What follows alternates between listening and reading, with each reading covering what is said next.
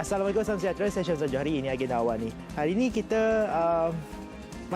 sekali lagi bercakap mengenai pembinaan semula pasca banjir besar di Kelantan, di mana baru-baru ini Timbalan Perdana Menteri ada melawat Kelantan, dan dalam lawatan beliau menyaksikan sendiri betapa masih lagi banyak rumah-rumah yang belum dibina. Dan isunya sebelum ini ada beberapa isu, antaranya isu geran tanah, di mana dianggarkan sekitar 1,800 rumah harus dibina. Sebahagian besarnya tak ada geran tanah. Jadi untuk berikan ataupun bina semula rumah kepada keluarga yang tak ada geran tanah, itu isu pertama. Isu kedua ialah yang dibongkarkan oleh kerajaan negeri Kelantan, di mana kontraktor tidak mendapat margin yang mencukupi dan terus enggan mahu atau tidak mahu bina rumah untuk dibina semula di kawasan-kawasan yang terjejas banjir. Jadi dua isu ini insya-Allah kami akan sentuh, tapi sebelum itu saya kenalkan dulu tamu-tamu. Saudara Johnson Uy, iaitu Ketua Pegawai Eksekutif Epic Homes, beliau juga Koordinator Project House Relief, serta Dr. Nur Ashiki Muhammad Yunus, Pegawai Perhubungan Awam Islamic Medical Association Response and Relief Team atau IMARAT. Selamat datang ke studio. Okey. Isu yang saya lontarkan tadi ada lebih 1,000 rumah, sekitar 1,800 rumah yang harus dibina. Kemudian dalam angka 1,800 tu sebahagian besarnya tak ada geran tanah. Okey. Jadi itu dah masuk isu undang-undang, dah masuk legal. Okey.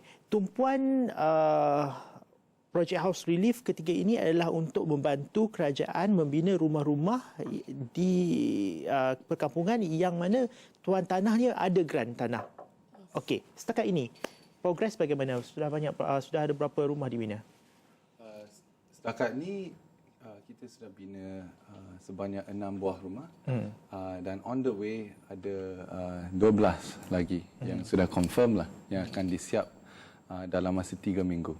12 dalam masa 3 minggu. Ya, okey. tapi progres lain yang kita dapati ialah bukan sekadar habiskan rumah tu saja, tapi banyak kooperasi daripada NGO yang lain yang semua tengah bekerjasama untuk identify semua keluarga yang perlukan rumah juga. Okey, on top of 1,800 families, 1,800 keluarga yang memerlukan rumah, itu adalah angka yang diberikan, angka yang direkodkan kerajaan. Adakah angka ini ada tambahan lagi?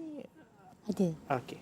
Berdasarkan bancian yang dilakukan oleh beberapa NGO lain, ya, seperti mana kami mendapat maklumat daripada satu badan NGO iaitu Rescue UPSI yang diketuai oleh Prof. Dr. Suhaili, ada lagi 60 buah family di Kampung Laloh, ya, yang memerlukan rumah, dan out of that 60 buah family, hanya separuh saja yang mereka boleh berikan rumah lah, rumah bantuan.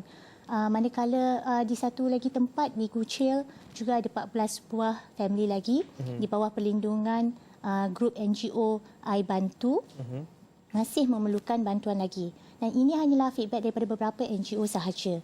Kami juga ada rakan-rakan NGO lain yang membuat bancian di tempat-tempat lain, terutamanya kampung-kampung kecil, ya, dan mereka mendapati ramai lagi yang masih duduk di dalam kemah.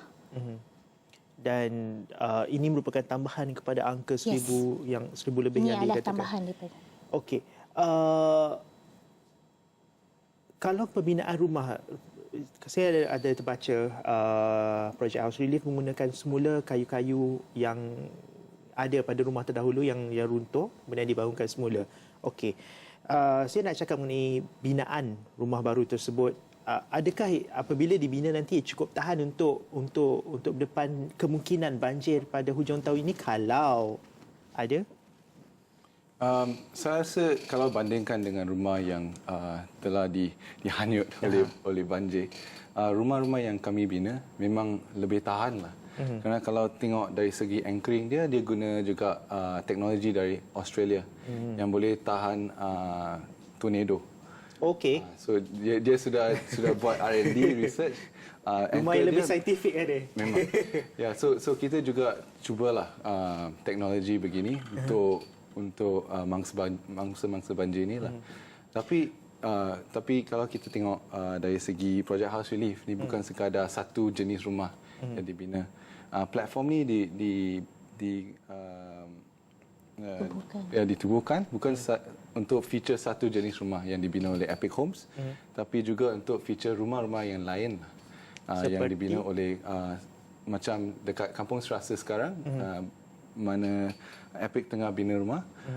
Ada satu lagi koperasi yang bernama DK Composites yang tengah bina rumah yang lain yang menggunakan fiberglass untuk rumah dia. Tapi kami pun ada dengar banyak lagi jenis-jenis rumah lain yang tengah dibina lah. Dan Epic Homes iaitu company Johnson bina rumah gunakan teknologi yang mana base-nya guna teknologi dari Australia yang dipercayai tahan daripada external forces.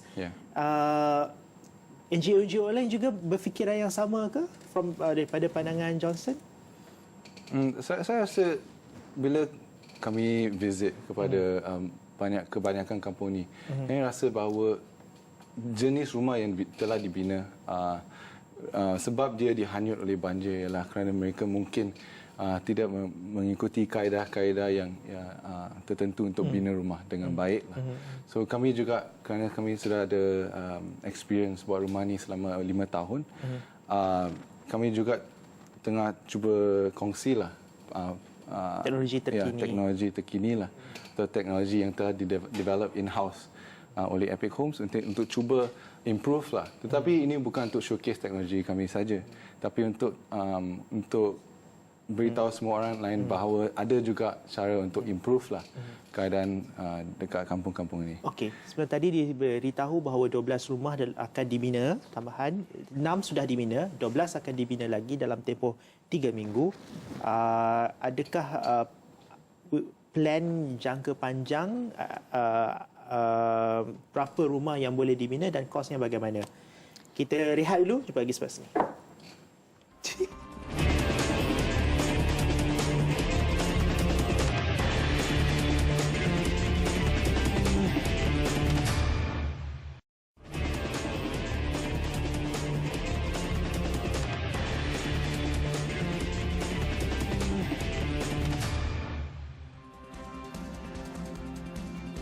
Masih dalam agenda awal ini bersama Sarah Johnson Ooi, Ketua Pegawai Eksekutif Epic Homes. Beliau juga Koordinator Project House Relief, dan Dr. Nur Ashikir Muhammad Yunus, Pegawai Pengurusan Awam Islamic Medical Association Response and Relief Team Emirat. Kos rumah berapa? Satu. Apa yang kita letakkan pada permulaan projek kita ialah between RM50,000 Malaysia hingga ke RM60,000 Malaysia. Itu permulaan. Itu termasuk dengan kos logistik, ya, dan juga ada termasuk dengan kos professional service daripada segi pemantauan. Okay. As projek ni berlangsung, kita mungkin akan revise balik, ya, kita kaji balik semula, dan juga ianya bergantung juga kepada berapa banyak sponsorship yang kita dapatkan daripada badan-badan korporat yang kita hubungi lah, ataupun yang kita bekerjasama dengan. Jadi setelah ada beberapa rumah sudah disiapkan, adakah ia mengikuti bajet tu? Saya rasa kita akan lebih tahulah apakah bajet yang lebih accurate kepada keadaan dekat Kelantan. Kerana kalau kamu pergi ke Kelantan, kamu akan mendapati bahawa bukan senang saja nak masuk kampung-kampung yang dilanda banjir ini. Semacam Kampung Serasa, dia menggunakan 1.5 jam untuk masuk, menggunakan lori untuk hantar semua barang-barang, walaupun jalan dia 7 km saja.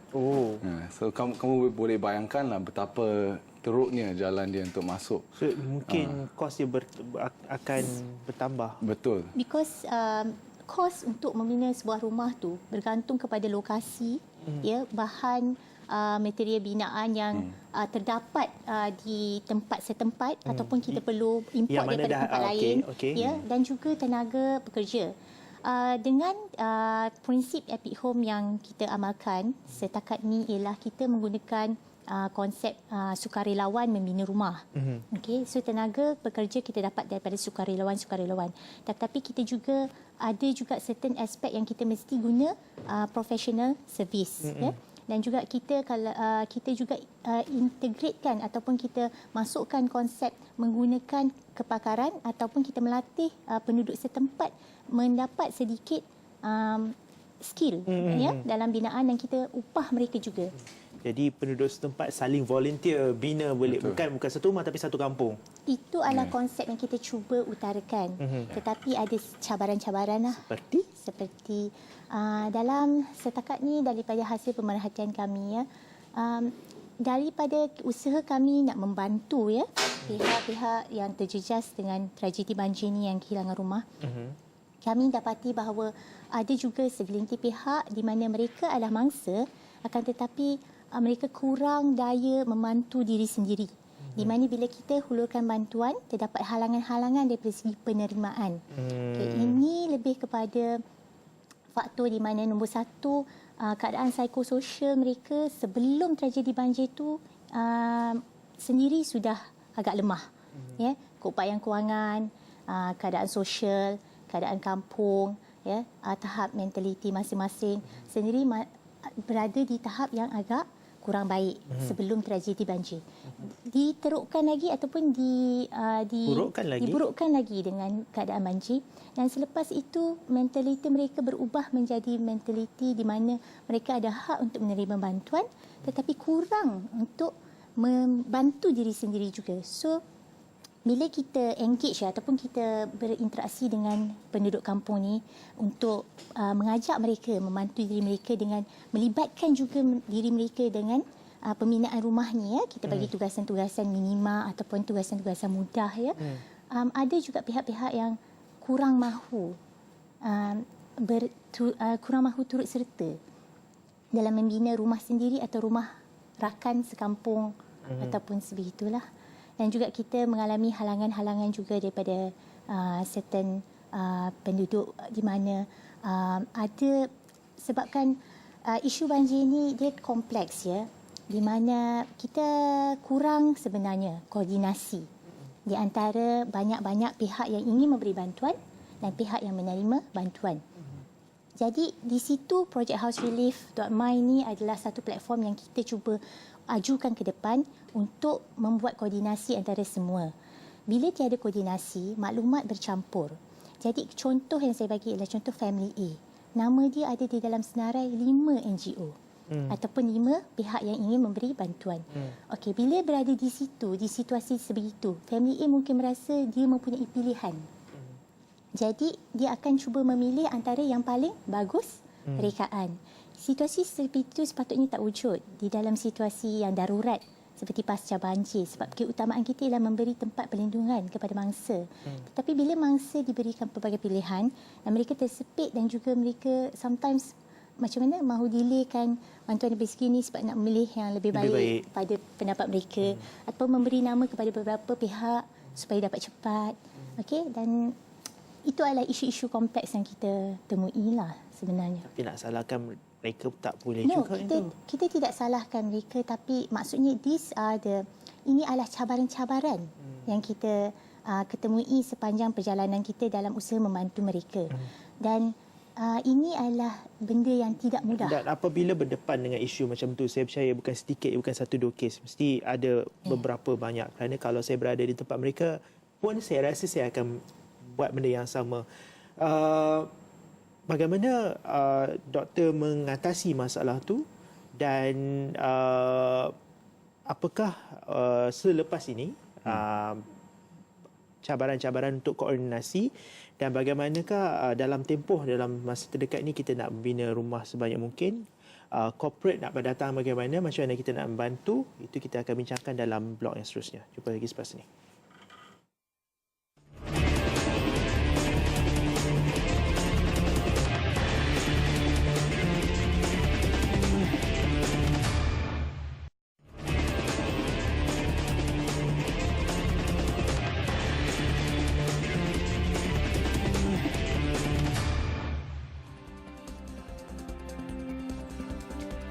Masih dalam agenda awal ini bersama Sir Johnson Ooi, Ketua Pegawai Eksekutif Epic Homes, dan beliau juga Koordinator Project House Relief, serta Dr. Nur Ashikin, Muhammad Yunus, Pegawai Pengawam Islamic Medical Association Response and Relief Team Imarat. Okey, koordinasi masih lagi satu cabaran. Jadi bagaimana, adakah orang kata dah jumpa solution penyelesaian terhadap masalah koordinasi? Penyelesaian yang kita ajukan ialah Project House Relief.my. Okey, satu platform di mana mana-mana NGO atau mana-mana persatuan Masuk atau situ individu boleh masuk, memberi maklumat atau menerima maklumat, okey, dan juga menyalurkan bantuan. So far bagaimana dia punya keberkesanan? So far keberkesanannya ialah masih lagi di tahap level peringkat bawah lah. Okey, apa yang saya boleh katakan, sebab kita mengalami, kita cuba untuk berinteraksi dengan berbagai pihak untuk mendapatkan kerjasama, tetapi kerana kesibukan masing-masing dan juga kerana kurang manpower, okey, dan ada beberapa halangan tersebut, jadi masih lagi sedikit maklumat yang kita terima. Sebenarnya kami percaya bahawa sekiranya kita menerima maklumat yang lebih banyak lagi, okey, kita boleh koordinasikan pergerakan bantuan ni dan juga kita boleh menjadi lebih efisien. Okey, sponsorship pula. Cara mudah, selalunya ketika ini Project House Relief hanya pergi jumpa corporate sponsors lah, bagaimana? Kalau kamu tengok dekat website projecthouserelief.my, kamu kan tengok semua informasi maklumat dia disusun mengikuti village, kampung-kampung dia. So cara kita susun maklumat dia supaya seorang pun boleh adopt satu village. So kalau ada sesiapa macam koperasi macam Prudence Foundation, dia tengah cari, okey, dekat mana saya nak sponsor peruntukan ni. So dia terjumpa juga satu kampung yang nama dia Kampung Serasa. Dia tengok, okey, ada dekat kampung ni ada berapa rumah yang diperlukan. Dia pun salur peruntukan dia kepada kampung itu. Ya, so dekat platform ni dia boleh coordinate resources semacam tu lah. Dia tak reach out, I mean, itu apabila corporation yang jumpa dia melalui laman web, tapi reaching out to sponsorship or reaching out to donations? NGO yang boleh menggunakan platform ni, dia juga boleh share keadaan kampung itu kepada orang melalui social media lah, melalui Facebook, Twitter, Instagram. Dia boleh dapat attention mereka supaya mereka pun boleh tengok, okey, ini kampung yang kawan saya telah bekerjasama dengan. Saya pun nak tengok macam mana saya nak bantu kampung ini. So ada orang juga dia boleh crowdfunding, dia boleh mula kempen crowdfunding dia sendiri. Memang ada crowdfunding? Memang ada. So orang biasa juga boleh donate kepada kampung-kampung ni, kepada semua info tu dalam platform. Betul. Project House Relief. Betul. Okey. Sekarang ni memfokuskan untuk fokus untuk bina 12 rumah dalam tempoh 3 minggu. Adakah setakat ini nombornya ataupun akan ada lagi? Memang ada lagi. Saya rasa selepas kami habis projek ini, ada banyak orang lagi yang akan tengok potensi inisiatif ini. Dia akan tengok, okey, sebagai sebuah NGO, saya boleh memaparkan maklumat saya dekat platform ini supaya koperasi lain boleh datang untuk sponsor kampung yang saya jaga. Koperasi juga akan tengok, okey, dekat platform ni saya ada peruntukan, dekat mana saya nak donate peruntukan saya. Volunteer juga, dia akan tahu bahawa dekat sini ada banyak aktiviti-aktiviti yang dia boleh sertai untuk tolong mangsa-mangsa banjir. So memang ada banyak lagi. Sewaktu ini juga ada banyak lagi koperasi yang tengah approach kami. Tapi kami pun tengah dalam fasa pilot lah. I see. Okay. Saya tertarik apabila Islamic Medical Association Response and Relief Team, saya jangkakan ia satu NGO yang lebih kepada perubatan. Bukan buat rumah, bukan bertukang. Okey. Sebenarnya to correct that perception untuk membentukkan persepsi tersebut, actually bukan kita yang pergi bertukang. Okey, pada waktu mula-mula kita nak start project houserelief.my ni, pihak Imarat telah approach, telah berhubung dengan pihak Epic Home, sebab kita pilih Epic Home berdasarkan pengalaman mereka selama 5 tahun membina rumah untuk golongan orang asli. Okey. Jadi kita approach them dan kita bincang untuk mendapat satu solusi di mana kami bukan sahaja hendak pergi dan membina rumah, tetapi kita nak bina satu situasi yang kondusif untuk membina hidup penduduk-penduduk tersebut kembali semula lah. Dan kami believe di dalam fasa tragedi, ada beberapa fasa, dan fasa construction ni, reconstruction balik atau pemuliharaan balik ni adalah sangat penting untuk menghalang daripada penyakit-penyakit berjangkit, berlaku psikososial punya masalah, masalah psikososial, dan juga untuk menghalang daripada masalah-masalah seterusnya berlaku. Okey. So itu sebabnya kita tumpukan juga usaha kita, secara tidak langsung ini masuk dalam disaster relief, fasa pembangunan tu. That's why kita salurkan bantuan dan usaha kita ke arah itu juga. Dan saya percaya bagi mencapai satu pembinaan semula kehidupan, ia bukan sekadar membina rumah, ia juga membina ekosistem, psikologi keluarga dan sebagainya. Peranan Imarat? Peranan Imarat daripada segi nombor satu, kita akan, sekarang ni kita sedang mempersiap sediakan kita punya mobile outreach unit, okay, di mana kita sedang menyiapkan tim dan juga kenderaan khusus untuk mobile outreach unit ni. Kita akan follow up beberapa lokasi yang kita telah bekerjasama dengan Epic Home, membuat rumah, dan kita akan buat mobile klinik ataupun bantuan perkhidmatan kesihatan secara mobile kepada penduduk setempat. Nombor dua, kita sokong projek housereality.my ni dengan baru-baru ni kita telah menghantar volunteer sukarelawan doktor ke construction site untuk jadi medical standby, supaya support volunteers yang terlibat dalam proses pembinaan rumah ni dengan offering medical aid, bantuan kecemasan dan juga bantuan perubatan. Because ianya tidak mudah untuk membina rumah. Kita telah mengumpulkan 100 orang layman, itu orang biasa yang dilatih dalam masa 1 hari.